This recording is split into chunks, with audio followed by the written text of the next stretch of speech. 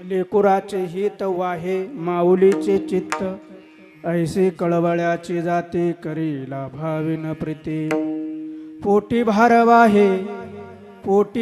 वाहे त्याचे सर्वस्व ही साहे, ऐसी कळवळ्याची जाती करीला भाविन प्रीती.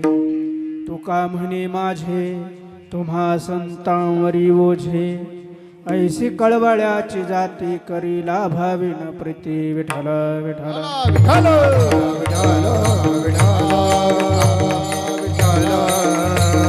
विठ्ठल विठ्ठल. प्रमाणं भवाब्देरिदं मामकानानितं भक्कराभ्याधृतो येन तस्मात् विधातुर्वसत्ते धुतो नाभिकोश परब्रह्मलिंगं भजे पांडुरंगं. पांडुरंगा करू प्रथम नमन, पांडुरंगा करू प्रथम नमन. दुसरे चरणा संताजिया, दुसरे चरणा संताजिया. पांडुरंग करो प्रथम नमन, पांडुरंग करो प्रथम नमन. दुसरे चरण संताजिया, दुसरे चरण संताजिया.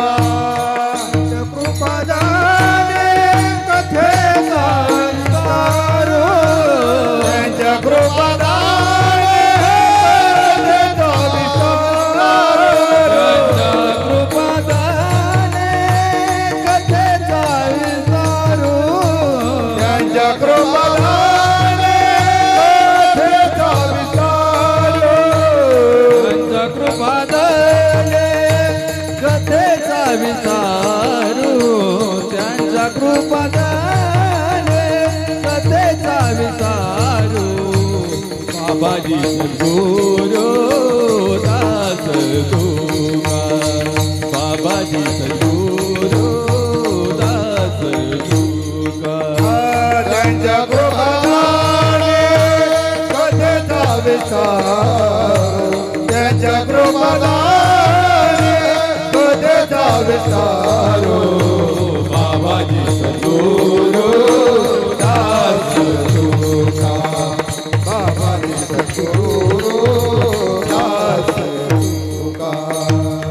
पांडुरंगा करू प्रथम नमन, दुसरे चरण संताजिया, दुसरे चरण संताजिया. पांडुरंग करू प्रथम नमन, दुसरे चरण संताजिया, दुसरे चरण संताजिया. पांडुरंगा करू प्रथम नमन, दुसरे चरण संतांचिया. जयांचे केलिया स्मरण होय सकळ विद्यांचे अधिकरण, तेचे वंदू श्री चरण श्री गुरूंचे ते नमस्कारून आता. मस्तक हे पायावरी या वार करी संतांच्या. विठ्ठल विठ्ठल विठ्ठल विठ्ठल विठ्ठल विठ्ठल विठ्ठल विठ्ठल विठ्ठल विठ्ठल विठ्ठल विठ्ठल. नमो तया माता पित्याचे पाळण, वचन सत्यवदे. नमो त्या वचना सत्यवदे. नमो दया पित्याचे वचन, नमो वचन नमो वचन. नमो तया माता पित्याचे पाळण, नमो दया माझ्या पित्याचे पालन, नमो तया माता पित्याचे पाळण.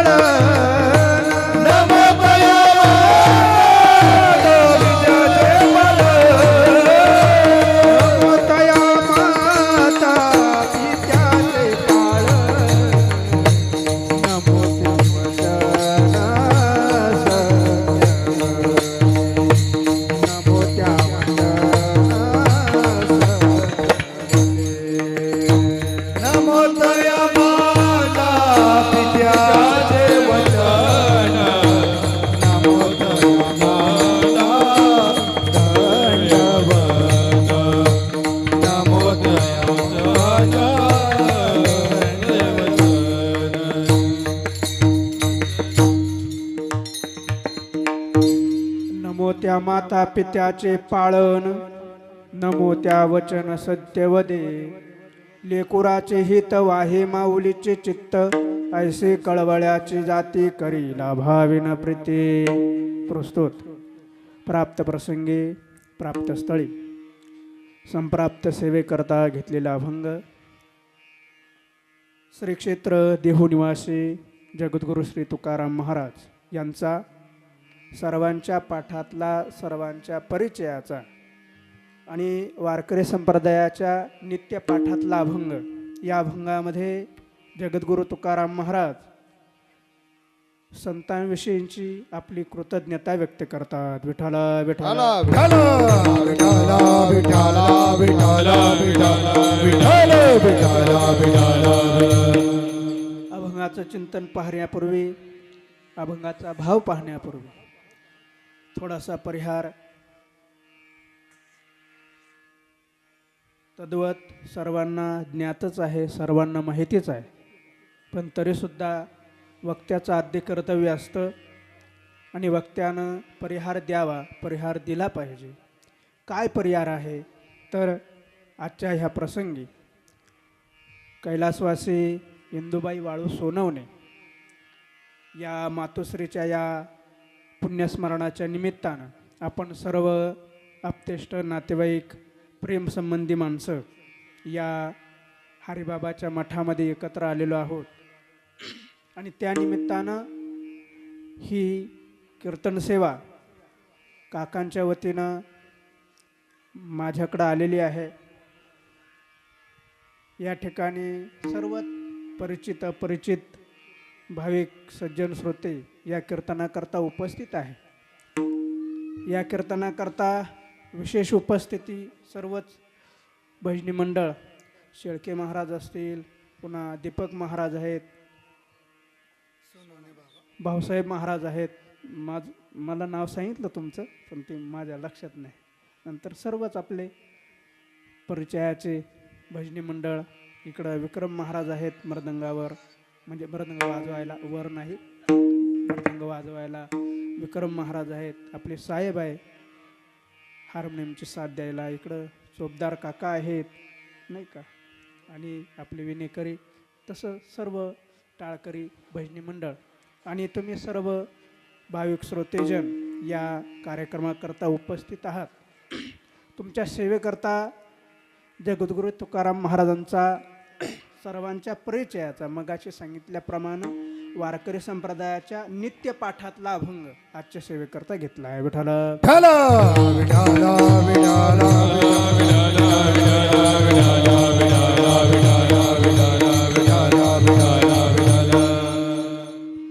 थोडं गुन्हेजनांनी मला सांभाळून घ्यावं, कारण माझ्या आवाजाला प्रवास फार झालेला आहे. महिनाभरापासून प्रवास आवाजाला असल्यामुळं थोडं सांभाळून घ्या. कुठं बेसूर झालं सांभाळून घ्या, कुठं खालीवर झालं सांभाळून घ्या. विठ्ठला विठ्ठला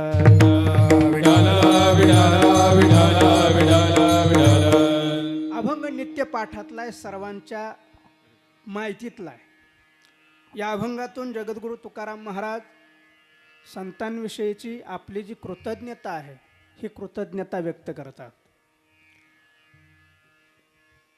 मृत्यूलोकाकडं किंवा सभोवताली जर आपण दृष्टी टाकली तर आपल्याला प्रत्येकाला असं वाटतं की आपण चिंतामुक्त असावं, आपलं जे जीवन आहे ते चिंताविरहित असावं, आपण निश्चिंत व्हावं. ही प्रत्येकाची धाव आहे. ही प्रत्येकाला असं वाटतं आपण निश्चिंत व्हावं, पण होतं याच्या उलट. हा संसाराचा गाडा आहे. संसाराचा गाडा प्रत्येकजण ओढतोय आणि प्रत्येकजण हा संसाराचा गाडा ओढत असताना याला कधी कधी दुःखाचा चढ लागतो, कधी कधी सुखाचा उतार लागतो. या सुखदुःखाच्या चढ उतारामध्ये निश्चिंततेच्या मार्गाने निघालेला प्रत्येक जीव निश्चिंततेला अजून पोहोचला नाही. मग ती त्या निश्चिंततेला पोहोचण्याकरता प्रत्येकजण प्रयत्न करतोय, ठीक आहे, मात्र तो तिथपर्यंत जात नाही. त्याच्या मागं नाही ती चिंता लागते. ज्ञानोबाराय 9व्या अध्यायाच्या फक्त ओवीचं एक टोक सांगून जातो. ज्ञानोबाराय म्हणतात नाही ते चिंतवी तेची नेई जे गंधर्वी. ज्ञानोबाराय म्हणतात काय आहे, जे नाही त्याची चिंता करतो आणि ते गंधर्व लोकाला घेऊन जातो. गंधर्व लोकाला म्हणजे काल्पनिक लोकांमध्ये, आपल्या मनोराज्यामध्ये तो घेऊन जातो. वास्तविकता जी गोष्ट कधी घडणार नाही ती घडवण्याचा माणूस प्रयत्न करतो. विठाला विठाला विठाला विठाला विठाला विठाला विठाला विठाला विठाला. मार्गाला आहोत निश्चिंत होण्याच्या, मात्र मागं लागली आहे चिंता. बरं, ती चिंता वास्तवात आहे का? वास्तवात ती चिंता नाहीच आहे. जी वास्तवात चिंता नाही त्या अवास्तव चिंतेच्या माग माणूस लागलाय. कसं? काल परवा त्या दूरदर्शनला किंवा एका वाहिनीवर एक कार्यक्रम चालू झाला 4 वाजता. आता पावसाचे दिवस होते, सगळे घरातच बसले होते. बाय माणसं घरात काहीतरी कामं करीत होतात आणि हा माणूस त्या टी व्ही समोर बसला होता. 4 वाजता कार्यक्रम लागला. काय? 4 वाजता टी व्हीवर कार्यक्रम सुरू झाला, स्त्रीरोग आणि त्यावरचे उपाय. आणि त्यामध्ये त्या जो मुलाखत घेणारा आहे, स्त्रीरोग तज्ज्ञ आल्या होत्या त्या कार्यक्रमामध्ये. मुलाखत घेणारानं त्या स्त्रीरोग तज्ज्ञाला विचारलं, म्हणजे मॅडम एक सांगा, स्त्रीला कोणते कोणते आजार होऊ शकतात? मग त्या डॉक्टरांनी सांगितलं, साहेब मी स्त्रीरोग तज्ज्ञ आहे आणि विशेषतः प्रसूती रोग तज्ज्ञ आहे आणि माझ्याकडे अशा अनेक केशी येतात की ज्यामध्ये प्रसूती काळाच्या नंतर किंवा 40शीच्या नंतर त्या स्त्रीला अनेक आजार होतात. मग पैकी कोणकोणते आजार होतात? ते म्हणे गर्भपिशवीला सूज येणे, आमकं तमकं. त्यांनी त्या डॉक्टरी भाषेमध्ये सांगायला सुरुवात केली. ठीक आहे, आमच्या ज्या ग्रामीण भागातल्या ज्या स्त्रिया आहे यांनी ते आपल्या गर्भपिशवीला सूज आली, वेळेवर डॉक्टरी इलाज व्हावा याच्याकरता काय खबरदारी घ्यावी? मग त्यावेळेस त्या स्त्रीरोग तज्ज्ञानं सांगायला सुरुवात केली, एक काम करा म्हणे, ज्यांच्या गर्भपिशवीला सूज येते ना त्यांनी अगोदर काही लक्षणं जाणून घ्यावी. काय? अगोदर अंगाला ताप येतो, पोटात दुखू लागतं, मळमळ होते, चक्कर यायला सुरुवात होते आणि हातपाय त्याचे जड पडतात त्या स्त्रीचे, ज्याला हा आजार जडलाय त्याची. बरं ठीक आहे, हरकत नाही. त्यावर तो कार्यक्रम संपला, त्याने टी व्ही बंद केली. संध्याकाळी तो जेवला, झोपला. दुसऱ्या दिवस संध्याकाळी तो गावाला गेला. 4-8 दिवस तिकडंच गेला. 4-8 दिवस तिकडं गेल्याच्या नंतर 4-8 दिवसांनी घरी आला. तिकडचं पाणी, इकडचं पाणी, वारीचं पाणी, इकडचं पाणी बदललं. 8 दिवस जाम आहे आम्ही सगळे. विठाला विठाला विठाला विठाला विठाला विठाला विठाला. तो थोडासा त्याला विकनेस आला, अशक्तपणा आला. अशक्तपणा आल्याच्या नंतर तो डॉक्टरकडे गेला. डॉक्टर साहेबांना म्हणलं, डॉक्टर साहेब मला तपासावं. डॉक्टर म्हणले काय होते? म्हणे काय नाही, थोडी मळमळ होते, पोटात दुखतंय, ताप आलाय, हातपाय गळून गेले. डॉक्टर म्हणले कुठं गेलते? ना आमक्या गावाला. काय नाही, व्हायरल इन्फेक्शन आहे थोडंसं, 2-3 दिवसात नीट होईल. तो म्हणे डॉक्टर मला तरी असं वाटतं माझ्या गर्भपेशीला सूज आली. विठाला विठाला मला सांगायचं आहे, नाही ते चिंतवी तेची नेई जे गंधर्वी. आम्ही चिंता करतोय, जे नाही त्याची आम्ही चिंता करायला लागलोय. परिणाम आम्हाला दुःख होतोय. आम्ही निघालोय निश्चिंतीच्या वाटेनं, आम्ही निघालोय चिंतामुक्ततेच्या वाटेनं, मात्र आम्हाला आमची चिंता सोडत नाही. का? आम्ही नाही त्याची चिंता करू लागलोय. आणि होईल काय मग? त्यांनी आमचा जो पंथ आहे तो आम्हाला, जो निश्चिंत होण्याचा जो मार्ग आम्हाला मिळणार आहे तो आम्हाला दूर राहणार आहे. नाही त्याची घेता शिरी होईल दुरी निज पंथ. विठाला विठाला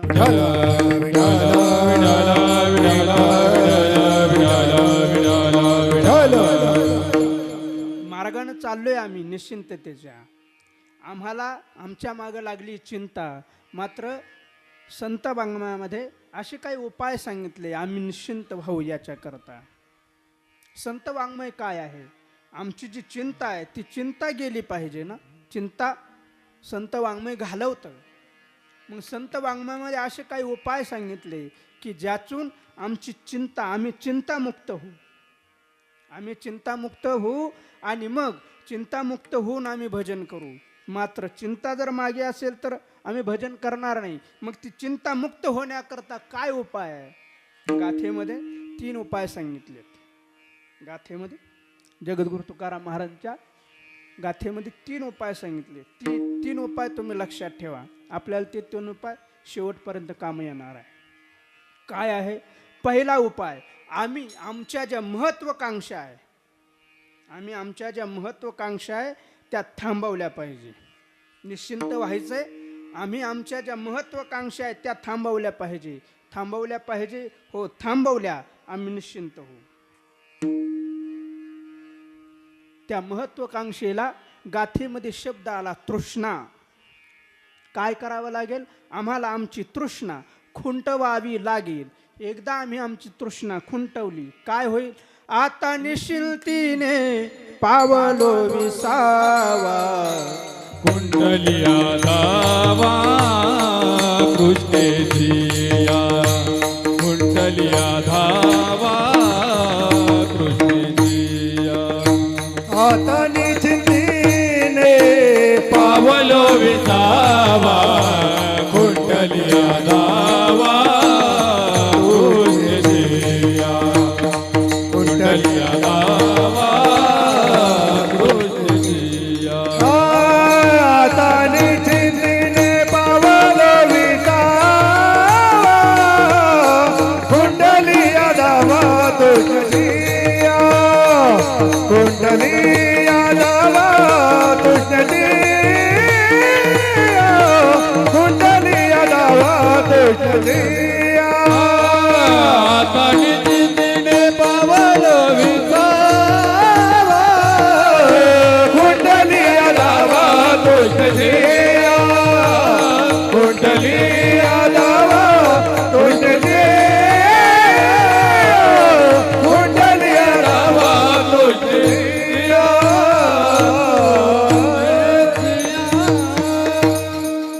तृष्णा थांबवावी लागेल. महत्वाकांक्षा थांबवाव्या लागतील. जर निश्चिंत व्हायचं असेल तर महत्वाकांक्षा तृष्णा थांबवाव्या लागतील. थांबल्या? हो थांबल्या. निश्चिंत झाले? हो निश्चिंत झाले. निश्चिंतीने पावलो विसावा. जगद्गुरु तुकाराम महाराज म्हणतात. कधी? खुंटलिया धावा तृष्णेची.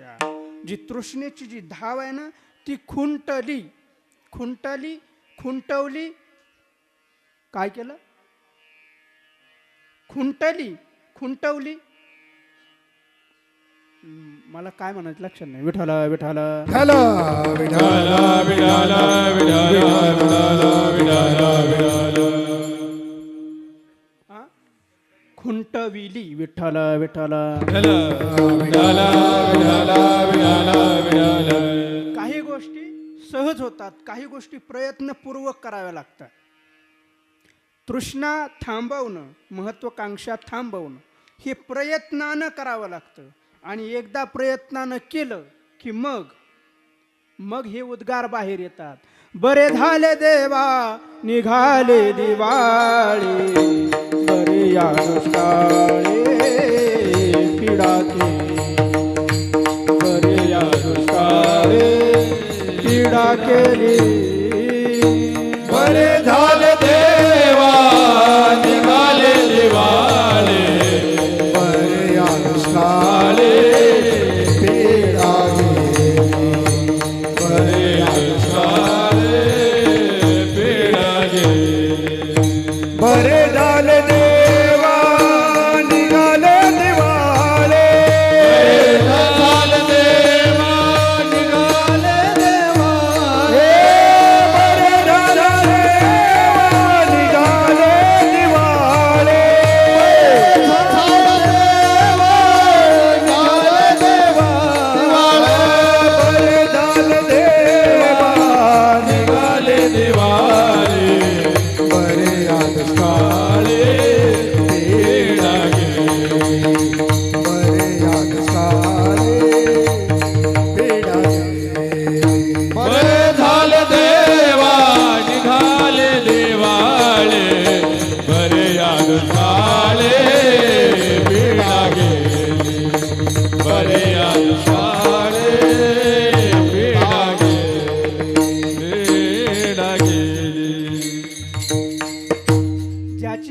महत्वाकांक्षा संपली, ज्याची महत्वाकांक्षा थांबली, ज्याची तृष्णा थांबली, तोच हे म्हणू शकतो. दुसरा कोण म्हणे? दुसरा नाही म्हणू शकत. निश्चिंत व्हायचं असेल, पहिला मार्ग, पहिला उपाय, त्याला तृष्णा थांबवावी लागेल, महत्वाकांक्षा थांबवावी लागेल. ठीक आहे महाराज, आम्ही महत्वाकांक्षा आमच्या थांबवल्या, आमच्या महत्वाकांक्षा आम्ही तृष्णा आमची खुंटवली प्रयत्नपूर्वक, आम्ही आमची तृष्णा प्रयत्नपूर्वक खुंटवली. काय होईल मग? आम्ही निश्चिंतेने पावलो विसावा. अजून काय करावे लागेल? अजून आम्हाला या परमार्थाची संगत करावी लागेल, नाम प्रभूची, हरीची, देवाची संगत करावी लागेल. एकदा का आम्ही देवाची संगत केली, एकदा की आम्ही देवाच्या सानिध्यात आलो की मग आम्ही निश्चिंत होऊ. विठाला विठाला विठाला विठाला विठाला विठाला विठाला विठाला विठाला विठाला विठाला.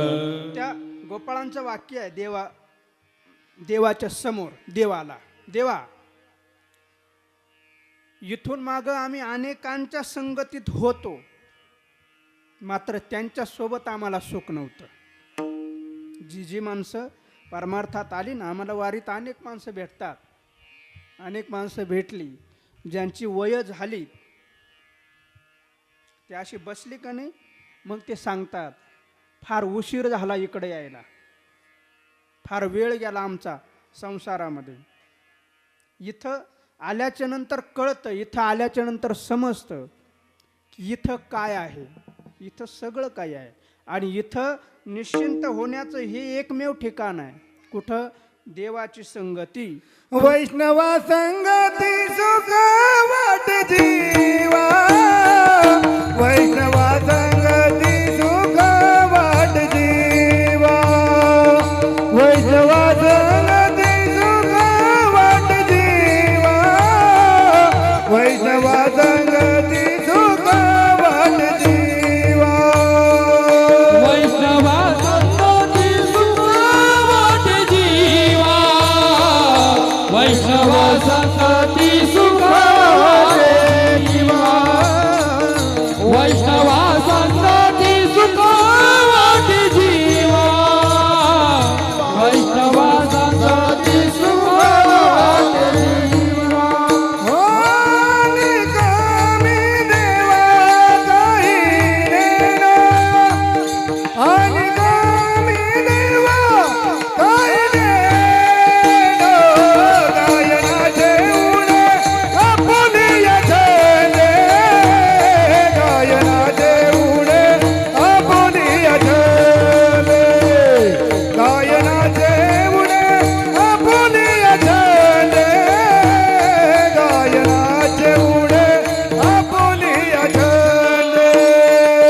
गायनाचे उडे आपुलिया छंदे, गायनाचे उडे आपुलिया छंदे, गायनाचे उडे आपुलिया छंदे, गायनाचे उडे आपुलिया छंदे, गायनाची उडे आपुलिया छंदे.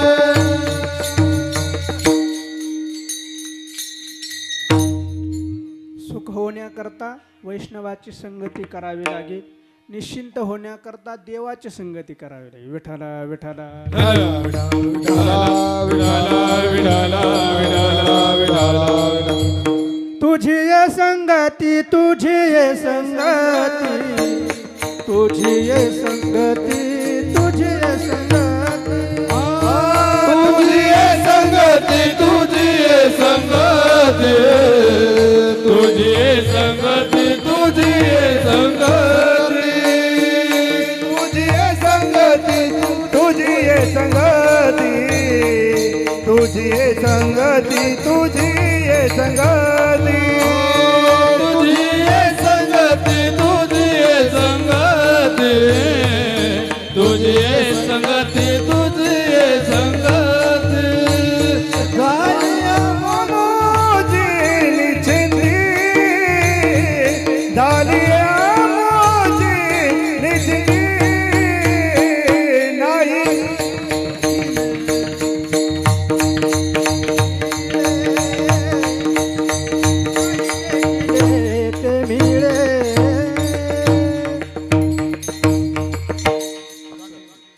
विठ्ठल विठ्ठल विठ्ठल निश्चिंत होण्याचे दोन मार्ग आपण पाहून आलो.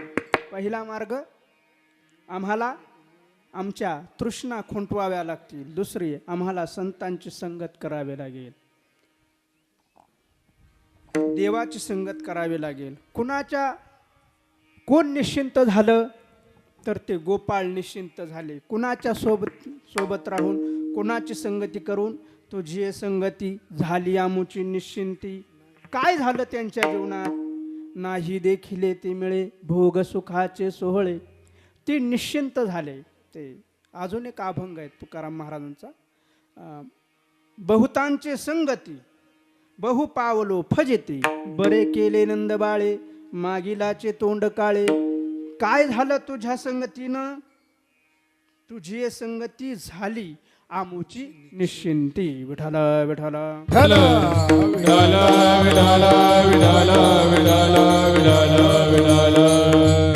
निश्चिंतीचे दोन पर्याय सांगितले. आता तिसरा पर्याय, दोन पर्याय, आता तिसरा पर्याय. निश्चिंत होण्याकरता, बिनधास्त होण्याकरता, चिंतामुक्त होण्याकरता आम्हाला काय करावं लागेल माहिती आहे का?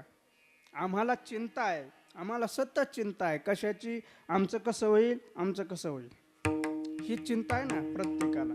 प्रत्येकाला असं वाटतं आमचं भविष्य कसं आहे. ते 10-15 वर्षापूर्वी किंवा 7-8 वर्षापूर्वी तरी बरं होतं बा. कुठंतरी कार्यालय उघडलेले असायचे किंवा यात्रेमध्ये कुठंतरी अंगठ्या मिळायच्या नवग्रहाच्या, 10 ग्रहाच्या मंतरलेल्या. आता ते नाही, आता फार सोपं झालं. आता ते फोनवरच काढायचं. काय ते तुमचे DOB द्या म्हणतात. तुमचे काय म्हणतात? तुमची DOB द्या, ते सगळं सांगतंय तुमचं. काळजी प्रत्येकाला आमच्या भविष्याची आहे. आणि जोपर्यंत भविष्यात चांगलं वाईट कळत नाही ना, तोपर्यंत माणूस निश्चिंत होत नाही. आणि प्रत्येक भविष्यकार हेच सांगतो, बाबा पुढं चांगलं होईल. काय? पुढं चांगलं होईल. आजचा दिवस जाऊ दे, पण पुढं चांगलं होईल. प्रत्येकानं पुढची गुंतवणूक केलेली. प्रत्येकानं. इथं LIC एजंट बसलेत, त्यांनी पण पुढची. विठ्ठल विठ्ठल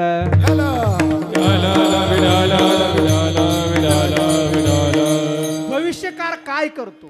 तुमचं जे वर्तमान आहे, तुमचा जो वर्तमान आहे ना, त्या वर्तमानाला थोडं नख लावण्याचा प्रयत्न. मी अतिशयोक्ती नाही बोलत, वास्तविकता आहे. भविष्यकार काय करतो?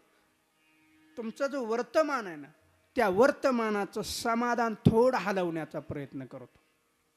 भविष्यकाराच्या नादी लागावं न लागावं, जगद्गुरु तुकाराम महाराज किंवा सकल संत वाङ्मयामध्ये याला पाहिजे तितका पाठपुरावा त्याचा केला नाही. त्याच्यामुळे मी तिकडं काय जात नाही. प्रत्येकाला चिंता माझ्या हिताची आहे. प्रत्येकाला चिंता माझं चांगलं होईल का याची चिंता आहे. मग ती चिंता जाण्याकरता तिसरा शेवटचा पर्याय महाराज सांगतात, एक काम करा. तुम्हाला ही चिंता नको आहे ना, तुम्हाला तुमच्या हिताची चिंता नको आहे ना, मग एक काम करा. तुम्ही कुणातरी मोठ्याचं लेकरू व्हा. आणि तुम्ही एकदा का लेकरू झाले, मग तुम्हाला चिंता करायची, काळजी करायची गरज नाही. तुम्ही जर समजा लेकरू झाले एखाद्या मोठ्याचं, तुम्ही चिंता करायची नाही, काळजी करायची नाही. तुकाराम महाराज म्हणतात, अरे बाबा तुम्ही लेकरू व्हा, मोठ्याचं व्हा, संताचं व्हा. मग ती संत रूपी माऊली जशी लेकराची काळजी घेते तशी तुमची घेईल. अभंगाचं प्रथम चरण. लेकुराचे हिता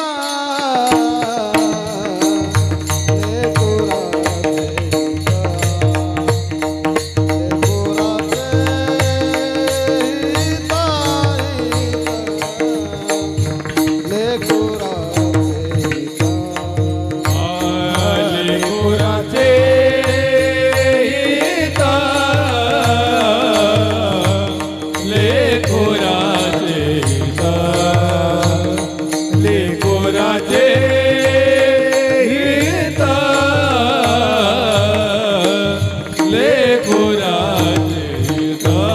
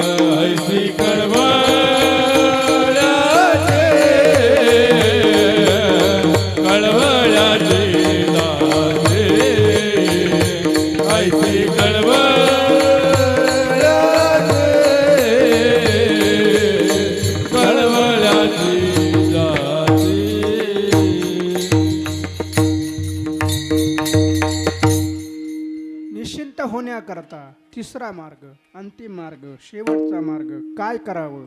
आम्ही लेकरू व्हावं. लेकरू झाल्याच्या नंतर आमच्या हिताची काळजी, आमच्या भविष्याची काळजी. लेकुराचे हित वाहे माऊलीचे चित्त. माऊली, माऊली अर्थात आई. आई ही लेकराच्या हिताची काळजी वाहत असते. हे सर्व श्रुत आहे. हे तुकाराम महाराजांनी सांगितल्यानंतर समाजाला समजलं हा विषय नाही. आई ही अशी आई असते, ती नुसती माणसाचीच सोडा तर प्राण्यापासून अगदी सूक्ष्मापर्यंत, सूक्ष्मजीवापर्यंत प्रत्येकाच्या आईचा हा स्वभाव आहे की ती आई आपल्या लेकराची काळजी वाहते, आपल्या लेकराची काळजी घेते. तुकाराम महाराज म्हणतात, लेकुराचे हित वाहे माऊलीचे चित्त.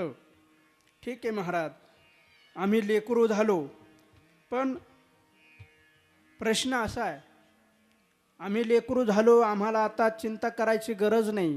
पण ते लेकरू झाल्याच्या नंतर फक्त आम्हाला तेवढाच फायदा आहे का? आम्हाला अजून थोडा फायदा द्या. अजून आम्हाला थोडा फायदा द्या. काय फायदा द्या? काहीतरी सांगा आम्हाला. नुसती कर्जमाफी करून थांबू नका, त्याची अंमलबजावणी करा. नुसते ते कागदोपत्री झालंय, लेकुराचे हित वाहे माऊलीचे चित्त. पण ते लेकरू झाल्याच्या नंतर आम्हाला फायदा काय? मग ते लेकरू होण्याचे 2 फायदे आमच्या संत वाङ्मयात परत आले, किंवा व्यवहारामध्ये ते 2 फायदे सांगितले जातात लेकरू होण्याचे. लेकरू झाल्याच्या नंतर 2 फायदे.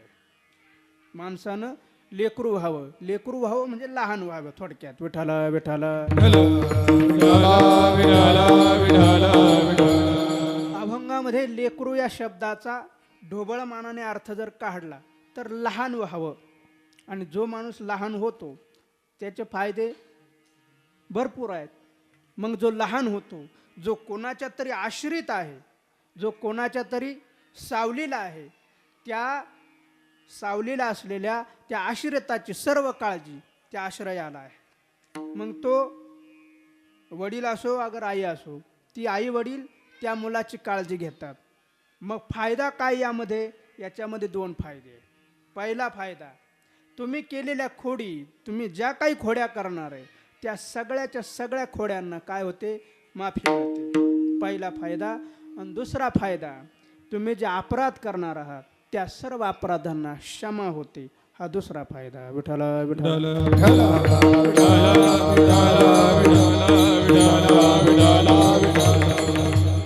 तुम्ही खोड्या करा, त्या खोड्यांना आईच्या अंतःकरणामध्ये, आईजवळ नेहमी नेहमी माफीच असते. कोणी काही सांगू, काही तुमच्या मुलानं आमकी खोडी केली, तुमच्या मुलानं तमकं केलं, आमकं केलं, तमकं केलं, ती आई त्या मुलाच्या खोड्या पदरात घेत असते, त्याला माफ करत असते, माफ करत असते, माफ करत असते. त्या खोड्याही माफ करण्याजोग्या असाव्या. आईनं पण ही गोष्ट ध्यानात ठेवावी की मुलानं केलेली खोडी हे पुढं जाऊन त्या खोडीचं रूपांतर अपराधात होणार नाही, याचं त्या आईनं सुद्धा काळजी घेतली पाहिजे. आणि जर खोडी जर शासन करण्यायोग्य असेल तर त्या आईनं त्या मुलाला नक्की शासन करावं. दृष्टांत सर्वांच्या पाठातला आहे, ऐकलेला आहे. मी फार पूर्वी ऐकलेला होता, पण तरीसुद्धा ओघानं आलाय म्हणून सांगून जातो. एक मुलगा शाळेमध्ये जातो. आईनं काय करावं? आईनं मुलाला वेळेत शासन करावं. अभंग माऊलीचा आहे म्हणून आईचं सांगतोय बरं. बापाचं असतं मग बापाचं सांगितलं असतं. आईनं मुलाला वेळेवर शासन करावं, शासन करावं. मुलगा शाळेत जातोय, 1ली 2रीला मुलगा गेला आणि 2रीच्या वर्गातून एकदा त्या मुलानं आपल्या शेजारच्या मुलाची एक पट्टी आणली. पट्टी घरी, ते 15 सेंटीमीटरची पट्टी घरी घेऊन आला तो मुलगा घरी घेऊन आल्याच्या नंतर आता अलीकडं फार बरं झालंय. अलीकडं एवढं बरं झालंय का मुलगा शाळेतून सुटल्याच्या नंतर म्हणजे सुटत असताना त्याचे वर्ग शिक्षक त्याला अभ्यास देतात. एक काम कर बाळा, हा अभ्यास आहे ना तुझ्या आईवडिलांनी केला नाही, त्यांना करायला सांग. हेच आहे ना तुमच्याकडं, नाही लक्षात आलं काय? मुलगा ज्यावेळेस शाळेत घातलं जातं ना, दाखला त्याचा पहिलीला दुसरीला KGला काय असेल ते शिक्षक सांगतात तुम्हाला याचा घरी अभ्यास करून घ्यावा लागेल. आमची जबाबदारी फक्त 50%, उरलेली 50% तुमची.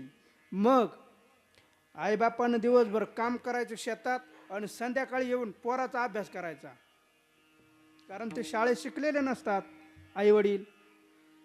ते मुलगं घरी येतं, ते जो काही गृहपाठ दिलाय शिक्षकांनी तो त्या आईला किंवा वडिलांना तो करावा लागतो. मग ते करत असताना त्या कंपासमध्ये काय, त्याच्या दप्तरात काय, त्या ह्या कप्प्यात काय, त्या कप्प्यात काय दप्तराच्या, ते पाहिलं जातं. मग पाहता पाहता त्या आईला ती पट्टी दिसली. ती पट्टी दिसल्याच्या नंतर आईने विचारलं बाळा ही पट्टी कोणाची? बाळा म्हणाला ही मी माझ्या मित्राची आणली. तुझ्याकडं नाही का पट्टी? माझ्याकडं आहे. मग तू का आणली त्याची? बरी असावा. काय असावा? आई म्हणे ठीक आहे, मग एक काम कर ना, काय आपली आपली घेऊन जा आणि त्याची जी पट्टी ती घरी ठेव, ती पुढच्या वर्षी काम येईल तुला. केलं पाहिजे आईनं, असं करायला पाहिजे होतं. तुम्ही काहीच मान हलविला, काहीच करेना. विठाला विठाला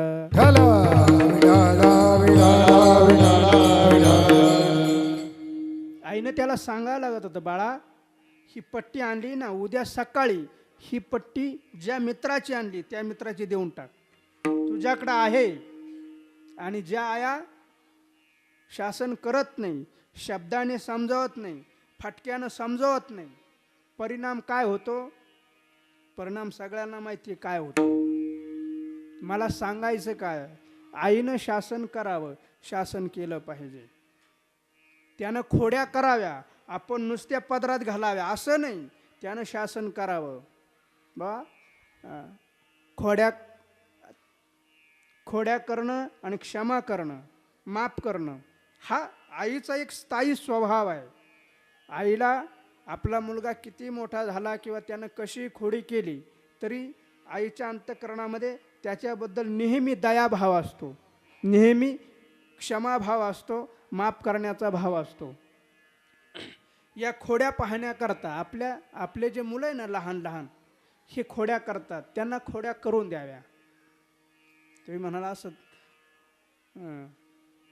द्व्यर्थी का बोलता? मग अशी म्हणता शासन करा ना, आता म्हणता खोड्या करून द्याव्या. कुठपर्यंत खोड्या करून द्याव्या? जोपर्यंत माफ करण्याजोग्या खोड्या आहेत तोपर्यंत करून द्याव्या. दोघं जण अंगणामध्ये खेळतात, खेळता खेळता दोघांची कुस्ती झाली. कुस्ती झाल्याच्या नंतर थोड्या वेळाने सुटली आणि परत दोघं जण हसत खेळत खेळायला लागली. घरी आल्याच्या नंतर एकानं आपल्या आईकडे गाऱ्हाणं केलं, आई त्या दादानी मला मारलं, बघू किती मारलं. मग त्यानं पाठ दाखवली. आता लहान मुलांचं मारणं ते पाठीत काय वळ उठणार आहे? बरं ठीक आहे. मग आईनं त्याला सांगावं काय नाही, तुला मारलं ना, आपण दादाचं घर उन्हात बांधू. तुमच्याकडे बांधले की नाही घर उन्हात? काहीच बोला ना, काय करावं आता? विठाला विठाला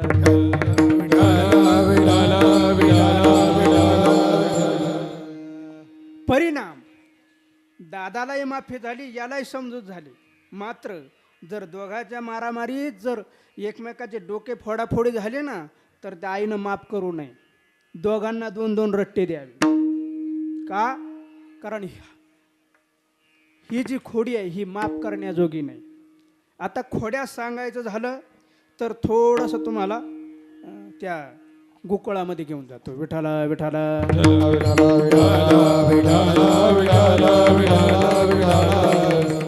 आले गोकुळामध्ये.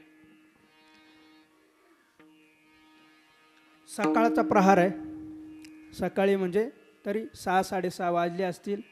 भल्या पाठे गवळणी उठायच्या, गायींच्या धारा काढायच्या, सडा समंजर करायच्या आणि पूर्व दिशेकडून अरुणोदय होण्याच्या अगोदर सडा समर्जन करून त्याच्यावर रांगोळी काढत बसायच्या. सकाळी 6:30 पावणे 7चा टाईम, अगदी शांत वातावरण, फक्त चिमण्यांचा किलबेडाट आहे, सगळे पक्षी गातात आहे, सगळे पक्षी आपल्या अन्नाच्या शोधाकरता निघाले. अशा शांत वातावरणामध्ये कुठंतरी एखाद्या गायीच्या हंबरण्याचा आवाज येतोय. अशा शांत वातावरणामध्ये त्या गोकुळातल्या राजाच्या राजवाड्याच्या समोरच्या अंगणामध्ये राजाची राणी स्वतः सडा समर्जन करून स्वतः रांगोळी काढते. कुठची राणी? गोकुळातली राणी स्वतः रांगोळी काढते. आणि अशा शांत वातावरणामध्ये एक जण धावत आली आणि तिने एकरी भाषेत सांगायला सुरुवात केली, अगं यशोदे, ज्या माणसाला राग येतो ना, तो माणूस समोरच्या माणसाची पदवी पाहत नाही. काय? समोरच्या माणसाची पदवी पाहत नाही. फार तो रागावलेला असावा, तो पदवी पाहत नाही. मग तो पंतप्रधान आहे का राष्ट्रपती आहे? विठाला विठाला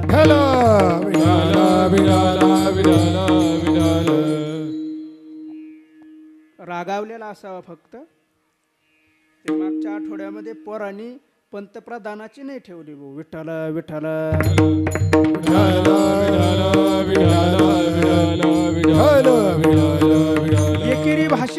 एकेरी भाषेत सुनवायला सुरुवात केली. ती गवळण आली पहिली आणि तिनं सांगायला सुरुवात केली, अगं यशोदे, तुझा कृष्ण, तुझा कान्हा, तुझं पोरग, तुझं तान सांभाळ. यानं आमच्या एवढ्या खोड्या चालवल्या. जर तू जर याला सांभाळलं नाही तर याद राख. विठाला विठाला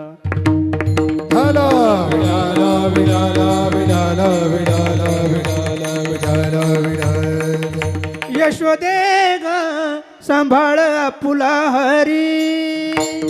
यशोदे ग सांभाळ आपुला हरी.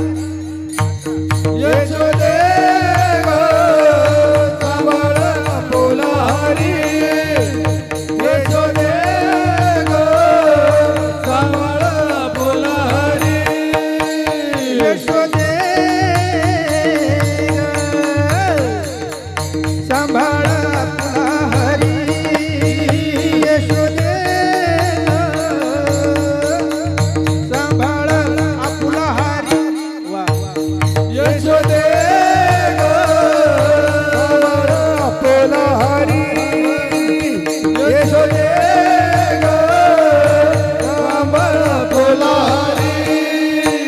याने धमकाविला पोरी. याने धमकाविला पोरी. सांभाळ आपुला हरी. यशोदे ग सांभाळ आपुला हरी. यशोदे धमकाविला पोरी. यशोदे ग सांभाळ आपुला हरी. यशोदे ग सांभाळ आपुला हरी.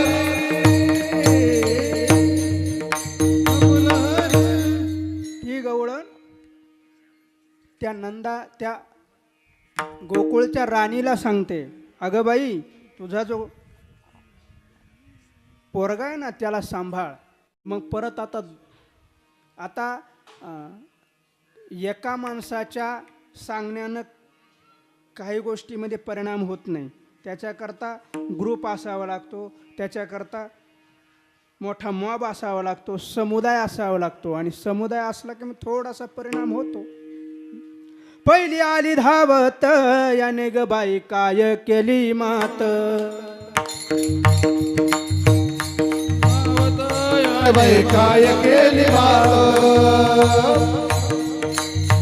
पहिली आली धावत, याने ग बाई काय केली मात. पहिली आली धावत, याने बाई काय केली मात. मुखाशी मुख चुंबन देत, गळ्यामध्ये हात घालीत. मुखाशी मुख चुंबन घेत, गळ्यामध्ये हात घालीत. एक बाई आम्हाशी पाहावे ना, एक बाई आम्हाशी पाहावे ना. यशोदे बाळ तुझा ताना पोटवर सोसुदे गाणा यशोदे बाळ तुझा ताना पोटवर सोसुदे गाणा यशोदे बाळ तुझा काना कोटवरी सोसुदे गाणा यशोदे बाळ तुझा काना कोटवरी सोसुदे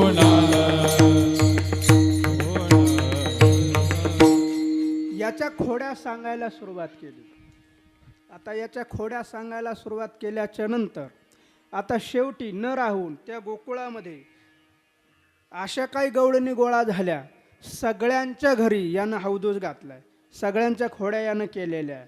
मग सगळ्या एकदा त्या नंदाच्या अंगणामध्ये गोळा झाल्या आणि मग त्या गवळणी त्या नंदराणीला त्या यशोदेला एकत्र गारहणं देऊ लागल्या. मिळून अवघ्या गवळणी येते नंदाचे अंगणी जातो आम्ही गोकुळ सोडून आमुच्या सुना घेवणी ए गे बाई आम्हासी पाहावे ना यशोदे बाळ तुझा तान्हा कोठवरी सोसुधी गाणा. त्या गवळणी सांगू लागल्या आता शेवटचा पर्याय, आता आम्ही गोकुळात राहत नाही, आता आम्ही गोकुळात राहत नाही, आम्ही आता आमच्या सुना घेऊन आम्ही निघालो, गोकुळ सोडून जातो. आता शेवटी नाविलाज झाला. मग आईनं त्या कृष्णाला जवळ बोलावलं. कृष्णा ऐसे ऐकता गारहाणी यशोदे नयनी आले पाणी गारहाणी यशोदे नयनी आले पाणी ऐसे ऐकता गारहाणी यशोदे नयनी आले पाणी ऐसे ऐकता गारहाणी यशोदे नयनी आले पाणी कृष्णा थोडी देखा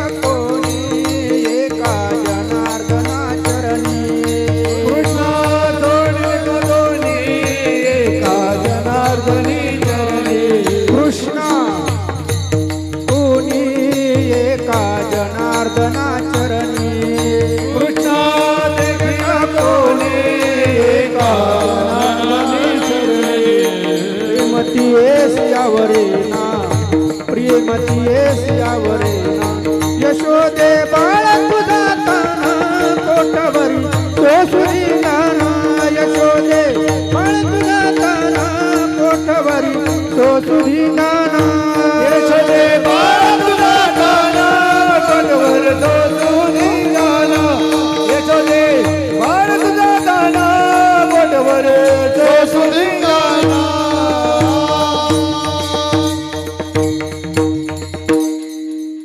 कृष्णाला विनंती केली, कृष्णा आता खोड्या टाकून दे, खोड्या टाकून दे, विनंती करते आई.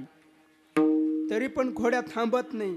शेवटी आता सगळ्यांचं ऐकून झाल्याच्या नंतर मग आता आईनं फायरिंग सुरू केली. अगं म्हणे मला एकुलता एक मुलगा आहे माझा, तुम्ही सर्वजणी रोज येतात, त्याच्या खोड्या सांगतात, त्याचे गाराणे सांगतात, तुम्हाला काही वाटतं का? थोडंफार तुम्हाला वाटायला पाहिजे. अगं बायानो, माझा हा जो मुलगा आहे, माझा जो तो तान्हा आहे, माझा जो कान्हा आहे, माझा जो कृष्ण आहे, हा तुमच्या घरी येऊन खोड्या करीलच कसा काय? हा फार छोटा आहे, हा फार लहान आहे. बाळस गुणगुणाचे ताने ग बाळस गुणगुणाचे ताने बाळस गुणगुणाचे ताने ग बाळस गुणगुणाचे ताने बाळस गुणगुणाचे ताने ग बाळस गुणगुणाचे ताने बाळस गुणगुणाचे ताने ग बाळस गुणगुणाचे ताने बाळ दिसते गोजिरवाणे गे बाळ दिसते गोजिरवाणे बाळ दिसते गोजिरवाणे ग बाळ दिसते गोजिरवाणे काय सांगता घराने ग गोकुळ जाणारे काय सांगता घराने ग गोकुळ जाणारे घराने ग गोकुळ जाणारे काय सांगता घराने ग गोकुळ जाणारे काय सांगता घराने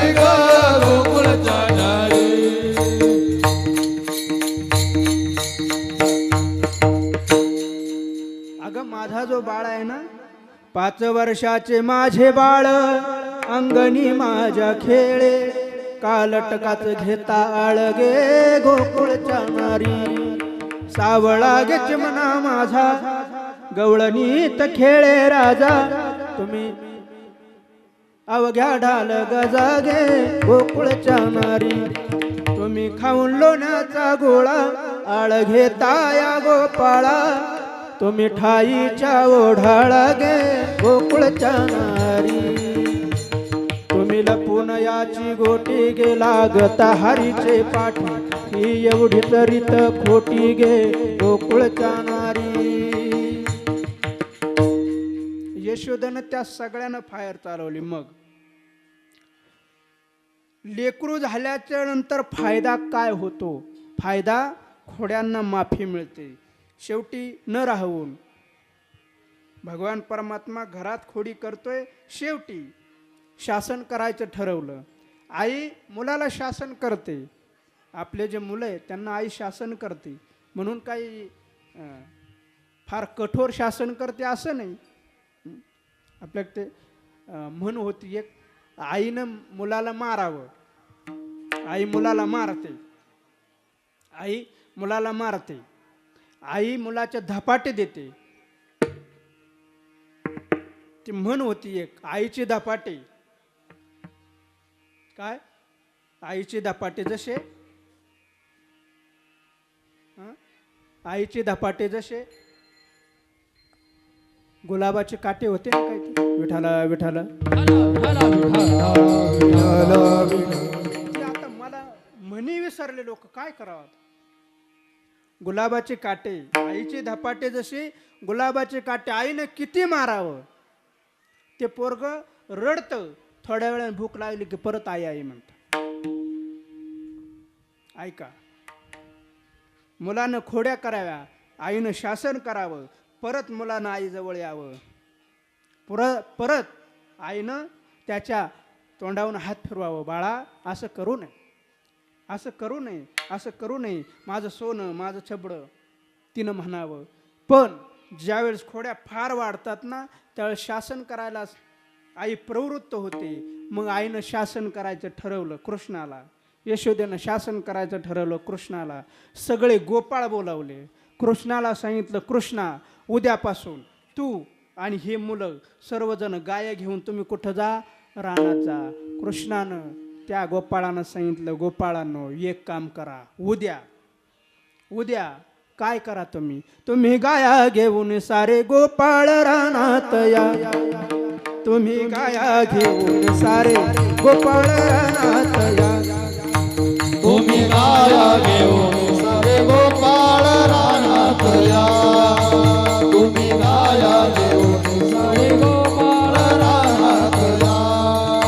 हे रानात या, तुम्ही रानात या. रानात या, तुम्ही रानात या. रानात या, तुम्ही रानात या. रानात या, तुम्ही रानात या. तुम्ही गाया घेऊन सारे गोपाळ रानात या. तुम्ही गाया घेऊन सारे गोपाळ रानात या. तुम्ही गाया घेऊन सारे गोपाळ रानात या. तुम्ही गाया घेऊन सारे गोपाळ रानात या. रानात या, रानात या. गोपाळांना सांगितलं की उद्यापासून सर्वांनी गायी वळायला रानात जायचं. ठीक आहे. दुसरा दिवस उजाडला. सगळे गोपाळ नंदा अंगणामध्ये गोळा झाले. त्यांनी प्रत्येकाच्या गायी आणल्या. इथं भगवान श्रीकृष्णाची तयारी झाली. तयारी करते यशोदा माता. काय तयारी आहे माहिती आहे? भाकरीचं गाठोडं बांधलंय. एक काठीला ते अटकवलंय आणि खांद्यावर कृष्णाच्या कांबळी दिली. मयूरपिच्छ खोचलाय डोक्यामध्ये आणि भगवान श्रीकृष्ण निघालाय. घेवोनी जाळी कांबळी काष्टिका. भगवान परमात्मा गायीच्या मागं निघाला.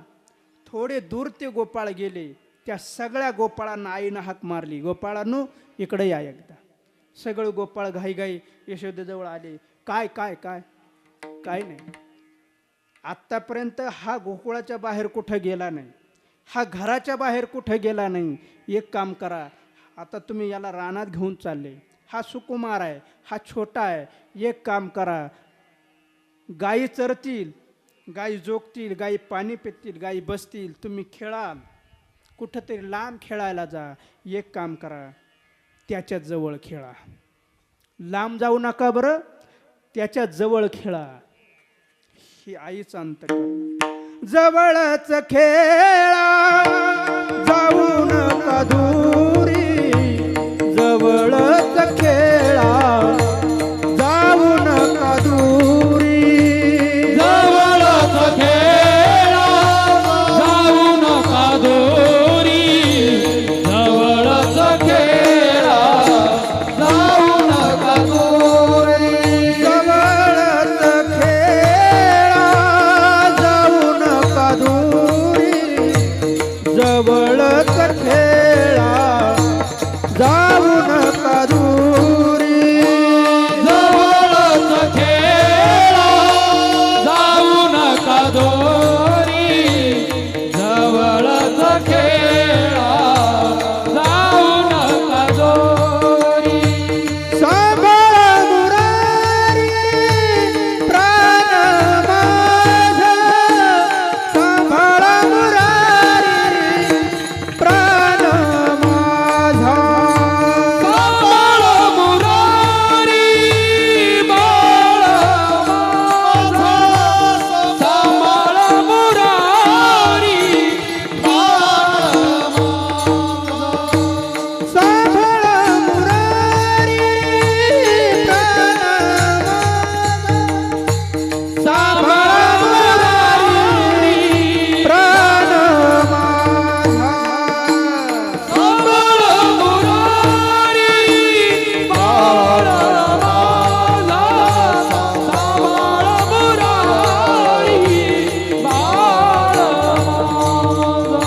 जवळच खेळा, जाऊ नका दूरी, जवळच खेळा, जाऊ नका दूरी, जवळच खेळा, जाऊ नका दूरी, जवळच खेळा, जाऊ नका दूरी, जवळच खेळा, जाऊ नका दूरी, जवळच खेळा, जाऊ नका दूरी, जवळच खेळा, जाऊ नका दूरी, जवळच खेळा, जाऊ नका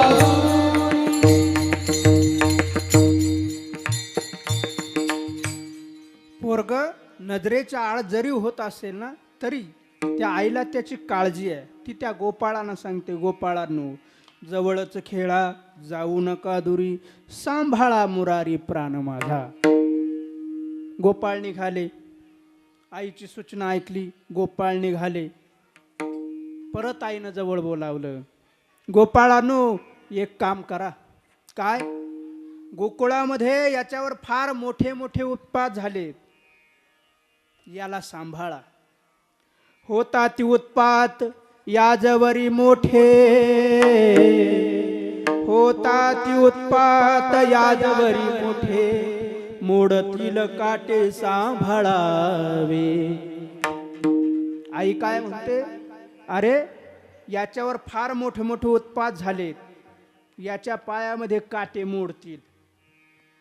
कोणाच्या? यानं कागासुराचा काटा काढला, यानं लई जणांचे काटे काढले. गोकुळात असताना माऊली ज्ञानोबा म्हणतात, नुघडता बाळपणाची फुली, मी या आदा नवी सृष्टी केली, करी गिरी धरुणी उमानली महेंद्र महिमा. माऊली ती यशोदा माता त्या गोपाळांना सांगते, गोपाळांनो याच्या पायात काटे भरतील, याला तुम्ही सांभाळा. हे आहे आईचं अंतकरण, ही आहे आई. ही आई काय करते? लेकुराचं हित वाहते. विठोबा रखोमाई, विठोबा रखोमाई, विठोबा रखोमाई.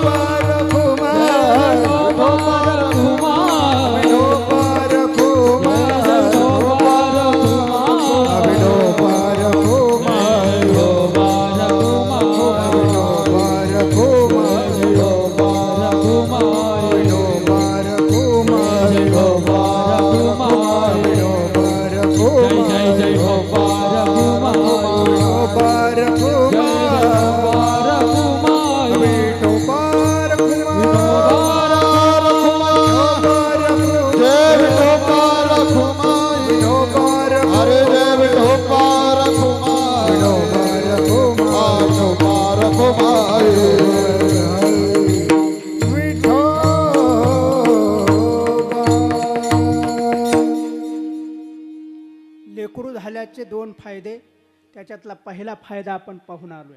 काय होतं? लेकरू झाल्याच्या नंतर खोड्या माफ केल्या जातात. पुढचा फायदा आहे, अपराधाला क्षमा मिळते. तत्पूर्वी आम्ही लेकरू व्हावं, कुणाचं व्हावं? एकतर साधूचं व्हावं, अगर देवाचं व्हावं. देवाचे लेकरं, आपण सर्व देवाचेच लेकरं आहोत. आजान आम्ही तुझी लेकरे, तू सर्वांचा पिता, आम्ही सर्व तुझीच लेकरे आहोत.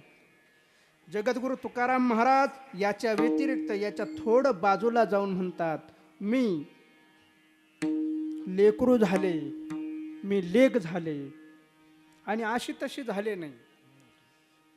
माणूस नुसतं लेकरू असावं का लाडका असावं? हा, माणूस लेकरू असावं का लाडका असावा? लाडका असावा, बरोबर. तुकाराम महाराज म्हणतात, मी नुसतं लेकरू झाले नाही, मी तर लाडकं झाले, लाडकं.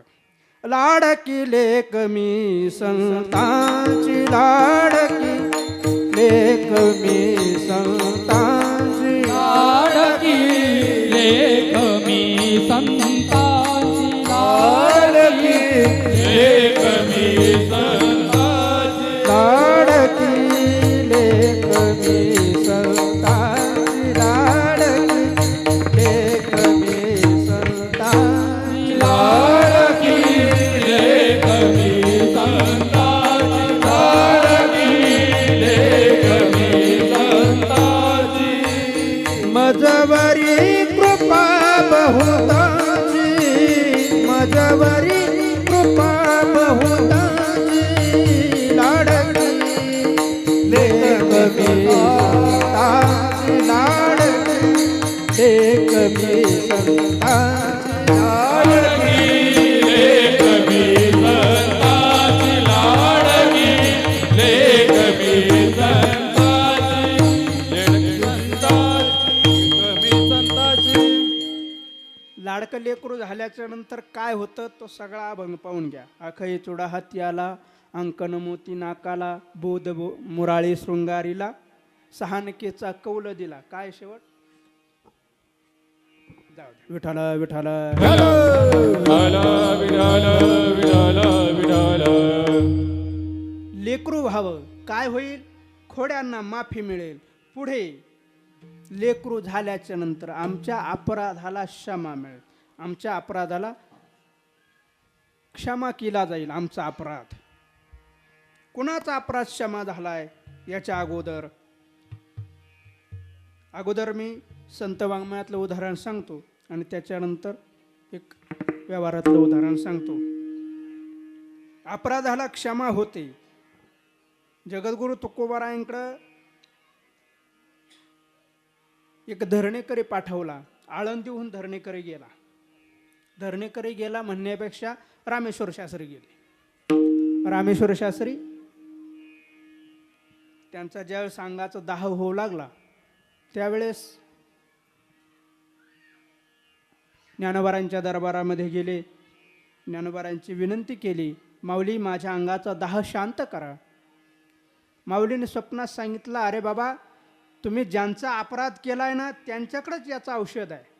तुम्ही एक काम करा, पुन्हा देहूला जा आणि त्यात तुकाराम महाराजांचे पाय धरा, ते तुम्हाला याच्यातून या आजाराचं तुमचं निवारण करतील. ठीक आहे, हरकत नाही. रामेश्वर शास्त्री पुन्हा देहूला गेले, भांडाऱ्यावर गेले, तुकाराम महाराजचे पाय धरले. महाराज, तुमच्याशिवाय ह्या आजाराला औषध कोणी करणार नाही. तुम्ही कुठं गेलते?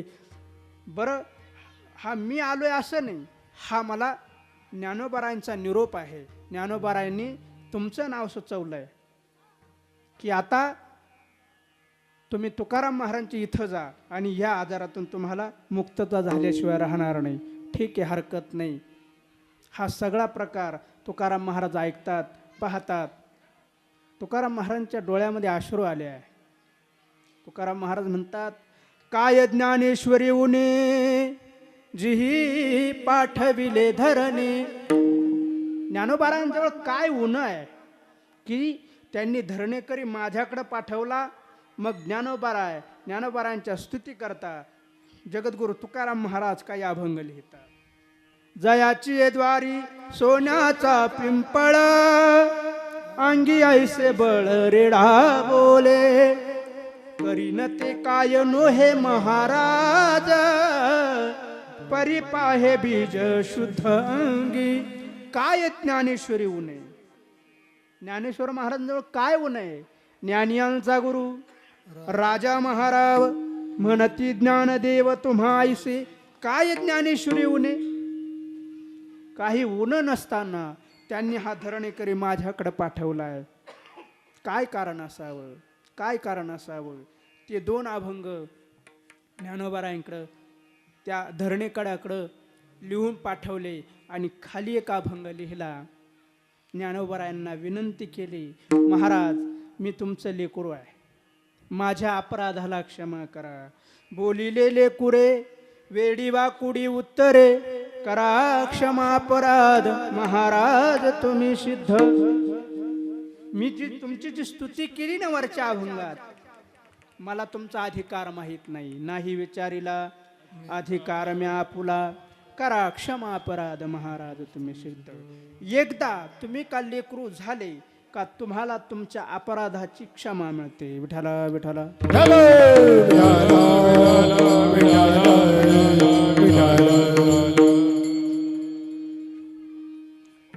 लग्न सराई चालू झाली आणि एकाच्या मुलीचं लग्न ठरलं लग्न ठरल्याच्या नंतर त्यानं सगळ्या गावभर पत्रिका वाटल्या लग्न 8 दिवसावर राहिलं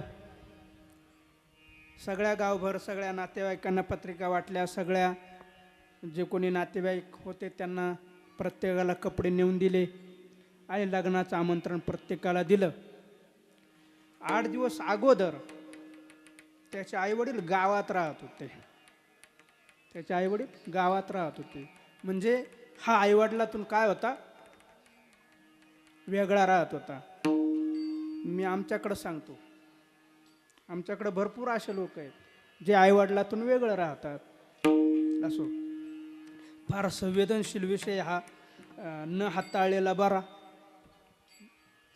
आता ते कोणाच्या सांगण्यावरून आईबापातून वेगळं निघतात ते काय कोण्या ग्रंथात आलं नाही ते काय सांगायची गरज नाही सगळ्यांना माहिती आहे त्याचे आईवडील गावात राहत होते आणि एक दिवस 8 दिवस पुढं लग्न राहिलं आणि एक दिवस तो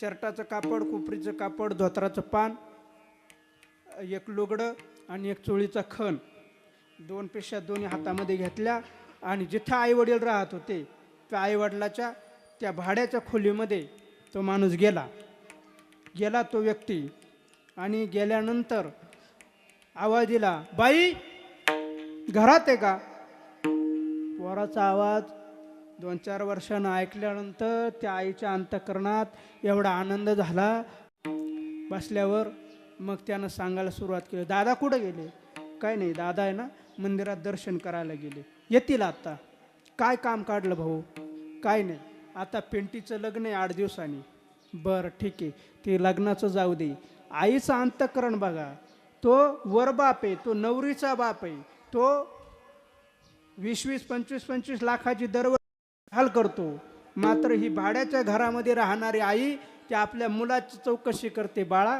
तू जेवला का रे सकाळपून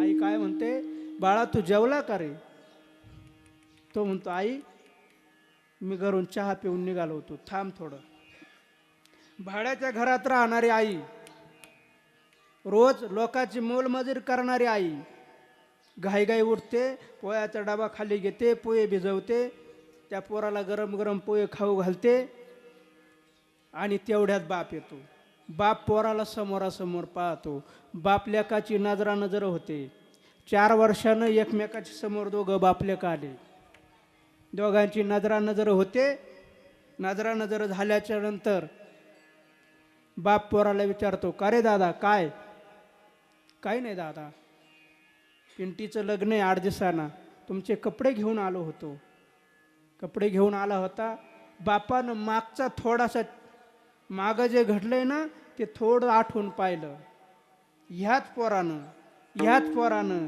आमच्या दोघा नवरा बायकोच्या कमरात लाद घालून गोठ्यात डांबलं होतं आणि त्या गोठ्यातूनही गाडी करून आम्हाला दोघांना गावात यायला लागलं होतं.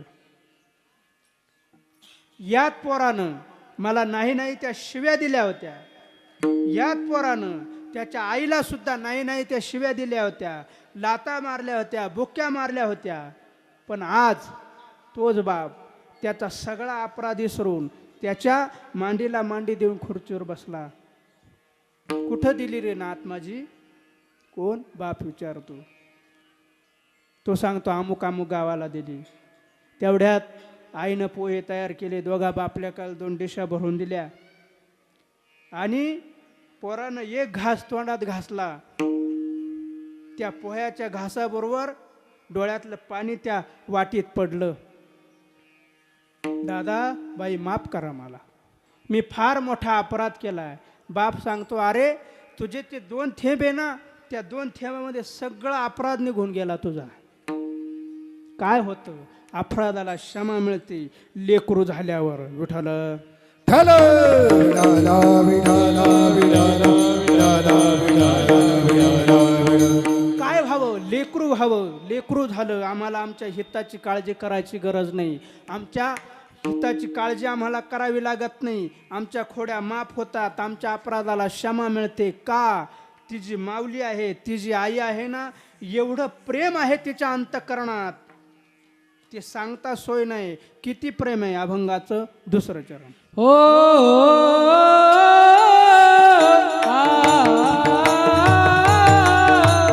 आईशी कळवळ्याची जाती. हो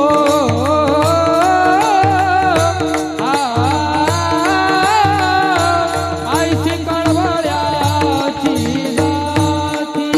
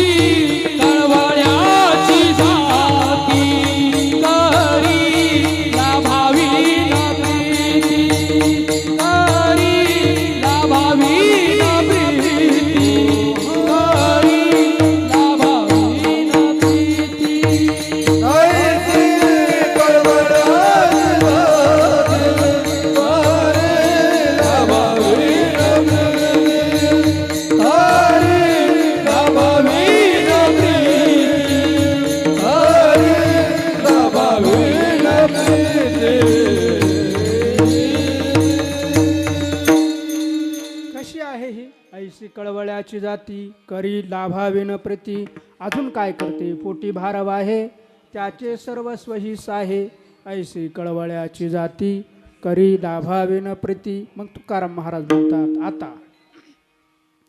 आता एक काम करा, माझ्या हिताची सर्वस्व जबाबदारी आता मी तुमच्याकडे सोपवतोय आणि तुम्हाला जे वाटेल आता ते तुम्ही करा. अभंगाचं शेवटचं चरण. तुका मने माझे, तुका मने माझे, तुका मने माझे, तुका मने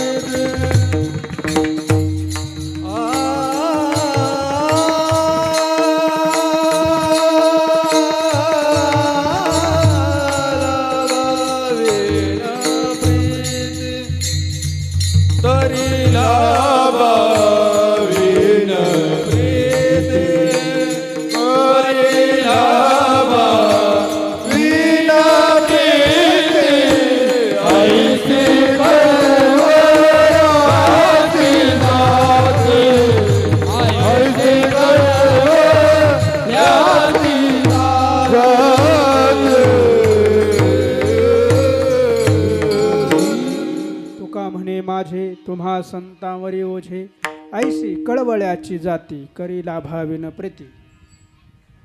झालेली सेवा सर्व श्रोतृजनांच्या चरणी, सर्व गुणीजन, टाळकरी, मृदंगाचार्य, पेटीवादक सर्वांच्या चरणी ही सेवा समर्पित करतो. आज या ठिकाणी सर्व आप्तेष्ट नातेवाईक, कैलासवासी गंगा भागीरथी इंदुबाई वाळू सोनवणे यांच्या ह्या पुण्यस्मरणाच्या निमित्तानं आपण सर्व एकत्र आलेलो आहोत. त्यांच्या पश्चात गंगा भागीरथी लक्ष्मीबाई रामदास सोनवणे सून, श्री विजय वाळू सोनवणे मुलगा, सौ संजय निखिल शिरोळे नाथ, नित्यांश निखिल शिरोळे पंतो, दामोदर संत सोनवणे पुतणी, भारती विजय सोनवणे सून, सौ कावेरी सुरेश आहेर नाथ, चिरंजीव शिवांश सूरज आहेर पंतो, असा हा मोठा परिवार या माऊलीच्या मागे आहे. तरी भगवान परमात्मा यांना या दुःखाच्या सागरातून तरुण जाण्याचा एक मार्ग दाखवो ही भगवंताच्या चरणी प्रार्थना. तुम्ही सर्व श्रोते 2 तास काही न करता अगदी फक्त ऐकत होतात. मात्र थोडासा त्रास मी तुम्हाला आता देणार आहे. फक्त वरती हात करून फक्त ज्ञानेश्वर माऊलीचा गजर करायचा आहे. ज्ञानेश्वर माऊली ज्ञानराज माऊली माऊली ज्ञानेश्वर माऊली ज्ञानराज माऊली ज्ञानेश्वर माऊली. एक सूचना आहे, ज्यांनी कोणी दुखवटे आणले असतील, दुखवटे इथं स्वीकारले जाणार नाही याची सर्वांनी नोंद घ्यायची. आणि कीर्तन सेवा संपली.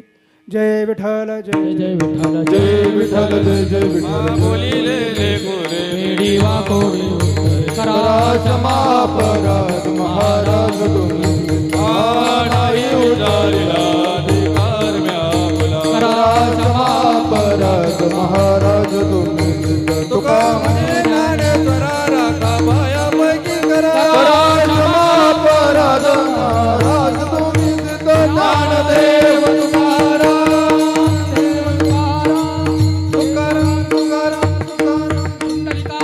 विठ्ठल श्री ज्ञानदेव तुकाराम पंढरीनाथ भगवान की जय.